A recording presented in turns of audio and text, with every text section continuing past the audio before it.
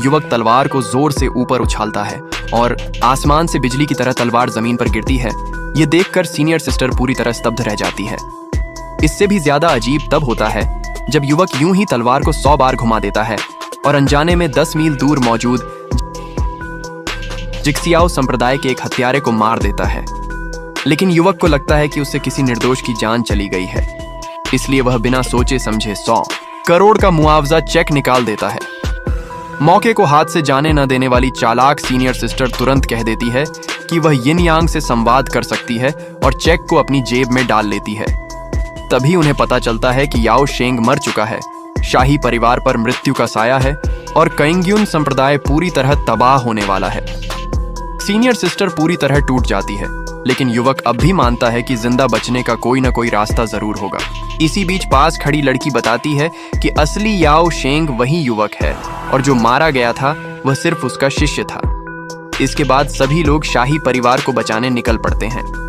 उसी समय जिक्सियाओ संप्रदाय का हत्यारा शाही महल में घुस चुका होता है और राजकुमारी को जबरन उपपत्नी बनाने की कोशिश कर रहा होता है। तभी युवक वहां प्रकट हो जाता है।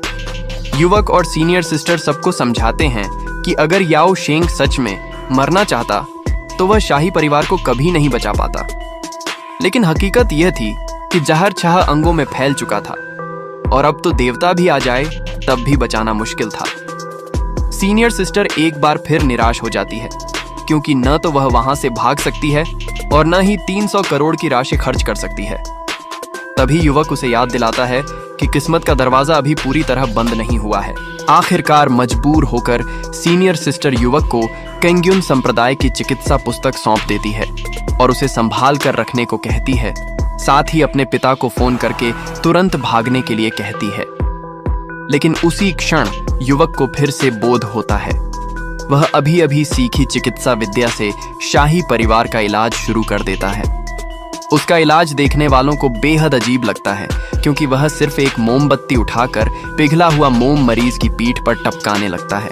राजकुमारी तुरंत उसे रोकती है और पूछती है कि क्या इलाज ऐसे किया जाता है। युवक शांत स्वर में कहता है कि चिकित्सा पुस्तक में लिखा है, लेकिन राजकुमारी को भरोसा नहीं होता। वह सीनियर सिस्टर के हाथ से पुस्तक छीन कर देखती है और तब सबको पता चलता है कि वह तथाकथित चिकित्सा पुस्तक दरअसल तुयू की 18वीं कविता है। सब लोग युवक का मजाक उड़ाने लगते हैं और तभी सीनियर सिस्टर को एहसास होता है कि गलती से उसने गलत किताब दे दी थी। वह जानती थी कि युवक थोड़ा भोला है, लेकिन उसे अंदाजा नहीं था कि वह इतना भी सीधा होगा। अब वह कविता के आधार पर ही अपनी गलती सुधारने की कोशिश करती है, लेकिन युवक पूरे विश्वास से कहता है कि किताब में जो लिखा है वह गलत नहीं हो सकता। इसके बाद वह फिर से इलाज शुरू करता है और उसी पल स्वर्ग और पृथ्वी के द्वार खुलने लगते हैं।